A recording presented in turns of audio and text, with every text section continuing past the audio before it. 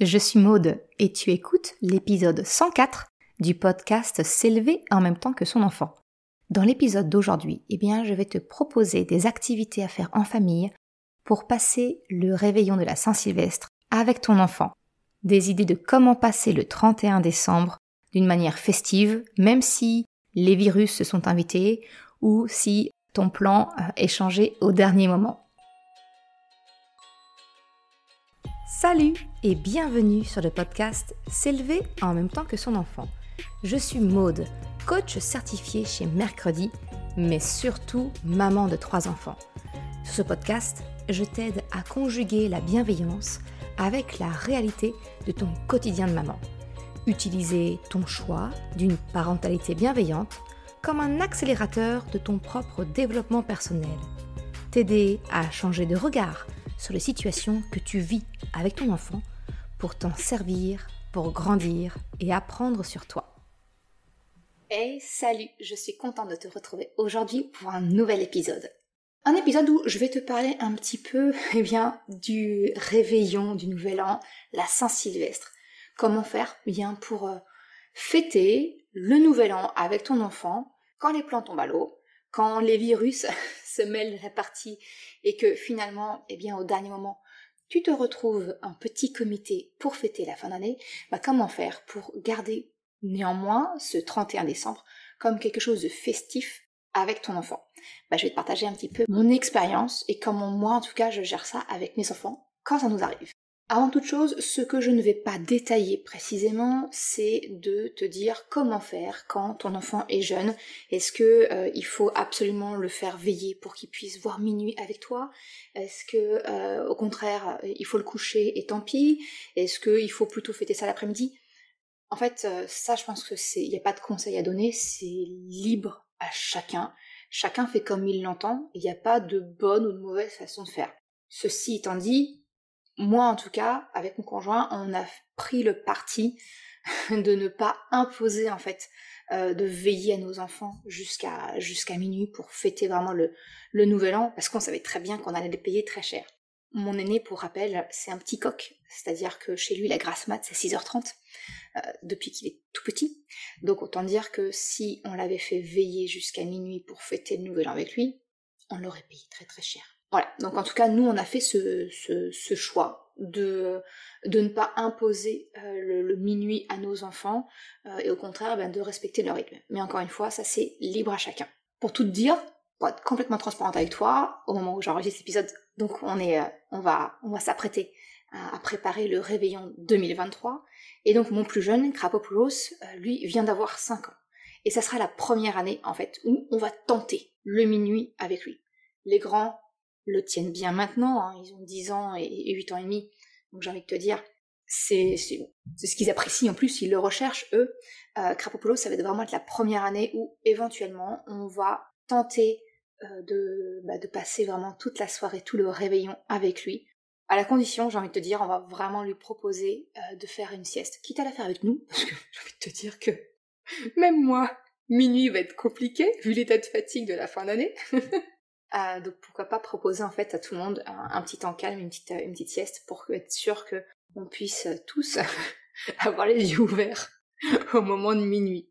Quoi qu'il en soit, même si notre enfant ne tient pas jusqu'à minuit, même si ton enfant ne tient pas jusqu'à minuit, ça n'empêche que tu peux quand même faire du réveillon du Nouvel An, du 31 décembre, quelque chose de festif, et ne pas inscrire spécialement ton enfant dans le rythme habituel à laquelle tu as l'habitude de le coucher. Nous, ça a toujours, même s'il était plus jeune, effectivement, on décalait un petit peu, on laissait vraiment venir la fatigue pour le coucher. C'était pas inhabituel, plus jeune qu'on le couche à 9h30, 10h, peut-être même 10h30, tu vois. Donc ça reste quand même quelque chose d'exceptionnel, parce que le dernier jour de l'année, c'est quelque chose d'exceptionnel.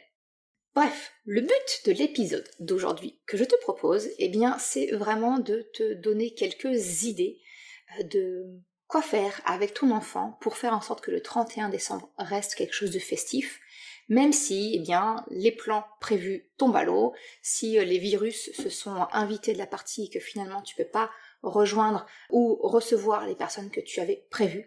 J'ai envie de te dire, pour ça, le Covid m'a aidée, et puis j'ai moi aussi eu mon lot quelques années de suite où des amis nous ont un petit peu lâchés au dernier moment.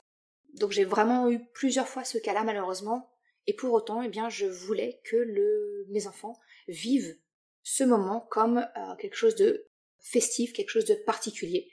Et je pense qu'on a plutôt bien réussi, ils en ont pas souffert. Voilà, c'est pas en tout cas l'impression que j'en ai. Parce que mon but c'est vraiment ça, il n'est pas question de ruminer dans son coin et de se laisser gâcher la fête par les imprévus, quels qu'ils soient. Donc pour ça, on a créé quelques petites traditions. Quand le réveillon n'est que tous les 5 ensemble, qu'on ne reçoit personne et qu'on n'a invité nulle part. Et c'est ce que je te partage aujourd'hui. La première chose, j'ai envie de dire tout simplement, c'est de sortir avec ton enfant. Alors bien sûr, réserver un restaurant ou autre, ça va être un peu plus compliqué, parce que déjà, beaucoup sont fermés, et ceux qui sont ouverts, généralement, c'est booké depuis très longtemps à l'avance. Mais ça n'empêche, il y a quand même pas mal de sorties en famille que tu peux faire sur l'après-midi, la fin de journée, avec ton enfant. Voilà, encore une fois, le but, c'est de faire des choses que tu n'as pas nécessairement l'habitude de faire en temps normal. C'est ça qui va rendre le truc un peu exceptionnel. Ça va être une exception, finalement, à ton quotidien. Ça peut être, par exemple, nous, ce qu'on a fait, tout simplement, c'est le cinéma. On va à la séance en fin d'après-midi, début de soirée. Voilà, on se fait une séance de cinéma tous les 5, ce qui nous arrive pas souvent, parce que ça reste un budget, donc c'est aussi pour ça que c'est exceptionnel. Et puis généralement, il y a des dessins animés qui sortent pendant la période des fêtes. C'est l'occasion d'aller au cinéma tous les 5. Et j'ai envie de dire, on joue la carte à fond. C'est-à-dire, c'est popcorn, bonbons, glace pour ceux qui le veulent. Vraiment, voilà, c'est la sortie où on ne lésine pas. Une autre idée qu'on n'a encore jamais faite, mais je te la partage quand même, c'est la patinoire. J'ai envie de dire, la patinoire, c'est l'hiver par excellence. Ça peut être aussi un chouette moment de passer l'après-midi du 31 à la patinoire, si effectivement elle est ouverte. La piscine, si c'est ouvert également. Et d'une manière plus générale, je suis à peu près certaine que près de chez toi, ou du moins pas très loin, il y a probablement des marchés de Noël. Certains sont ouverts jusqu'à 15h30, 16h, 16h30. Ça peut aussi être un bon moyen de faire une sortie, déjà de prendre l'air tous ensemble, et puis voilà, aller se promener et se mettre un petit peu dans cette ambiance des fêtes de fin d'année. Ça, c'était pour la partie des sorties qu'on pouvait faire en famille, que j'ai imaginé. Bien entendu, il y en a 1000 autres, mais c'est celles qui me viennent en tête et c'est celles que l'on pratique avec mon conjoint et mes enfants. Ma deuxième partie de l'épisode de podcast, c'est de partager les activités que tu peux faire à la maison pour partager un moment avec ton enfant, partager un moment en famille. J'ai envie de te dire, quoi de mieux que les jeux de société pour ça? Alors, soit tu vas fouiller dans ton placard à la maison pour trouver des jeux de société et passer une soirée en famille à jouer, soit, et c'est ce que j'avais fait la toute première année où ça m'était arrivé, on s'était fait lâcher au dernier moment, j'ai contacté la ludothèque, qui était pas très très loin de chez moi, qui était encore ouverte, et on est allé, en début d'après-midi, on est allé à la ludothèque, on a fait une sélection de jeux, et d'ailleurs on a découvert comme ça des jeux bien sympathiques, qui par la suite sont venus rejoindre notre propre collection. Mais voilà, pense à la ludothèque, le truc tout bête, tout simple, il y en a quand même, ça se démocratise beaucoup. Je suis sûre que si tu cherches le nom de ta ville avec ludothèque, tu vas en trouver. C'est vraiment quelque chose qui se démocratise et c'est un bon moyen de découvrir des nouveaux jeux, de pouvoir avoir aussi des jeux sans encombrer l'intérieur de notre maison, parce que comment te dire, à un moment donné les placards, ça déborde. Donc voilà, vraiment la soirée jeu de société en famille, chez nous c'est un très très grand classique de la période des fêtes de fin d'année, et notamment du réveillon du Saint-Sylvestre, quand on se retrouve tous les 5. Ma deuxième proposition de jeu, ça va être des jeux vidéo. Alors là, c'est surtout dans le cas où si tes enfants sont effectivement un peu plus grands. Pour l'instant, tu vois, ma par exemple, Kropapoulos ne joue pas encore aux jeux vidéo. Il a 5 ans au moment où j'enregistre, il ne joue pas encore aux jeux vidéo. Mais ça va pas tarder. Voilà, chez nous, le créneau, ça va être entre 6 et 7 ans. Donc on va bientôt y arriver. Mais ce qu'on avait fait, c'est que Kropapoulos donc était parti dormir, parce qu'à ce moment-là, il était vraiment plus jeune, et on avait fait Mario Kart en famille, les parents contre les enfants. Ça a tourné au carnage. C'est vraiment un bon moment, Et il y a plein de jeux vidéo comme ça, familial. Je sais que tout ce qui est lié sur la Switch, Nintendo a vraiment ce credo des jeux en famille. Ça peut être un bon moment à passer tous ensemble. Une autre proposition, c'est de faire un jeu à la maison, les escape games à la maison. Alors ça, c'est un grand succès. Tu peux en acheter, tu peux en trouver sur internet de tout fait. Encore une fois, je te mettrai quelques liens dans l'article associé de l'épisode que tu pourras facilement retrouver sur mercredi.com/ le numéro de l'épisode, c'est le 104. Donc mercredi.com/104 et tu retrouveras les propositions que je peux te faire d'escape game que j'ai testé ou qui m'intéressent grandement et sur lesquelles je lorgne. Mais voilà, l'escape game, c'est aussi un bon moment de partager un moment tous ensemble. Et ma dernière proposition de jeu, c'est les blind tests. Alors j'ai envie de te dire, nous adultes, on adore ça, les blind tests. On fait ça souvent, en tout cas avec mes amis. C'est quelque chose qu'on fait assez régulièrement, assez facilement. Régulièrement, non, soyons honnêtes. Assez facilement quand on se retrouve tous ensemble. Et en fait, je ne sais pas si tu as peut-être un service type Spotify ou Deezer, regarde auprès de ton fournisseur de musique, mais très souvent, il propose de créer de pouvoir te créer tes propres blind tests.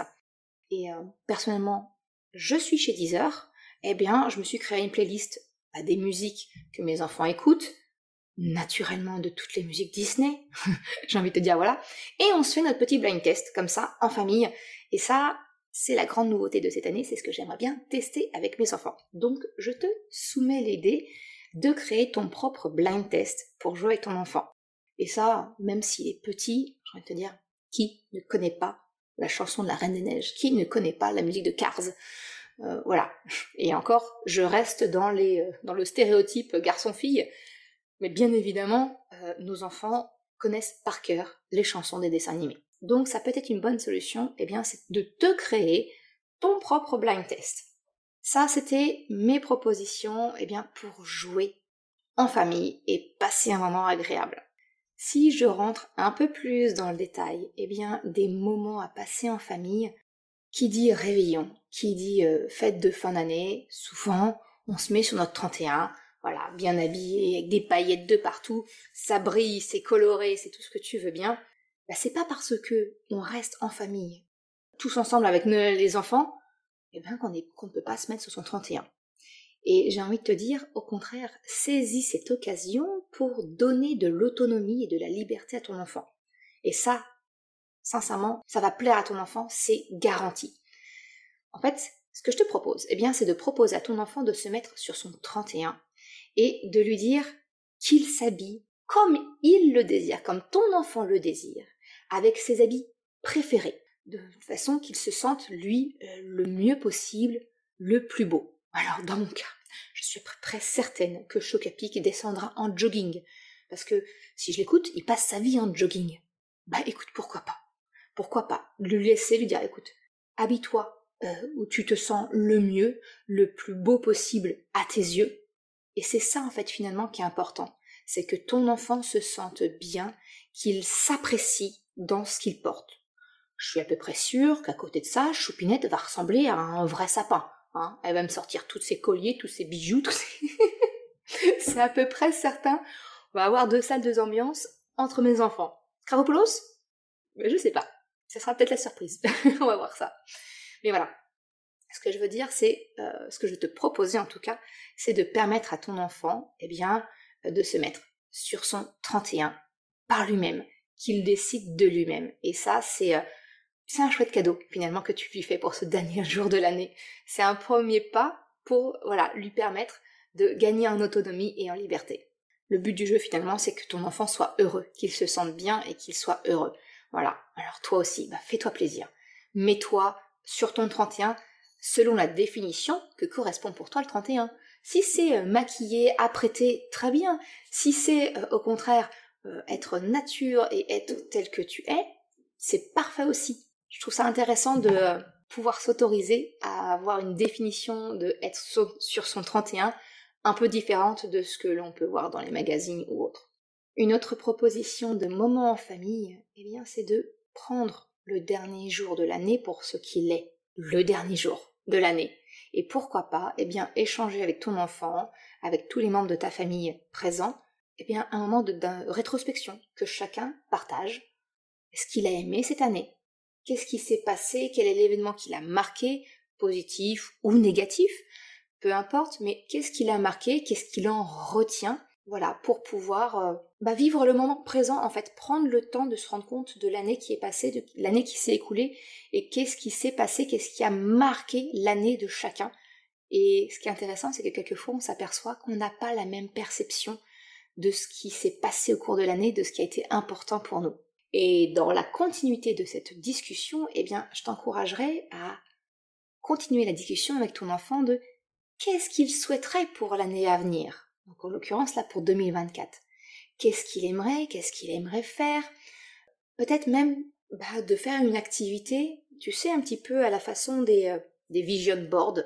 Tu sais, ce sont ces tableaux d'inspiration sur lesquels on va se focaliser, qui permettent de se fixer entre guillemets les objectifs vers quoi on veut tendre, ou ce qu'on appelle aussi les mood boards, les tableaux d'humeur, les tableaux de visualisation, vers quoi on veut aller.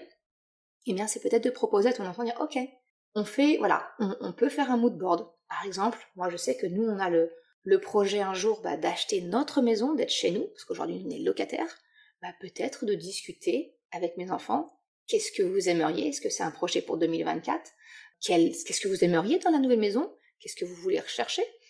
Voilà, tu vois, essayer de partager un petit peu avec ton enfant, c'est quoi, comment il voit l'année à venir, qu'est-ce qu'il aimerait, vers quoi il aimerait tendre, et pourquoi pas faire, si tu as des journaux, des magazines, de chercher des images dedans, si tu n'en as pas comme moi, parce que tu as un autocollant stop pub sur ta boîte aux lettres, c'est simplement chercher des images sur internet, et puis soit on fait un collage numérique, soit on les imprime, et puis on les découpe, et on se fait sa petite affiche familiale de qu'est-ce que va être l'année prochaine pour nous, qu'est-ce qu'on aimerait que ce soit pour nous, et puis on peut se faire comme ça une petite idée de ce vers quoi on aimerait tous tendre.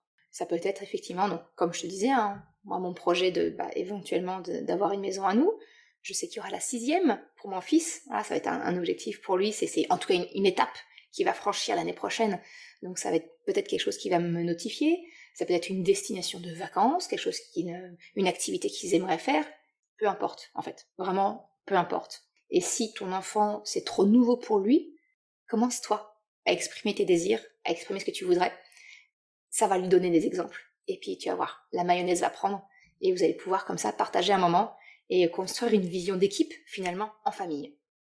On arrive doucement vers la fin de l'épisode, et qui dit réveillon du jour de l'an, la Saint-Sylvestre, le 31 décembre, dit manger. C'est aussi un bon repas que l'on fait tous ensemble généralement pour la fin de l'année.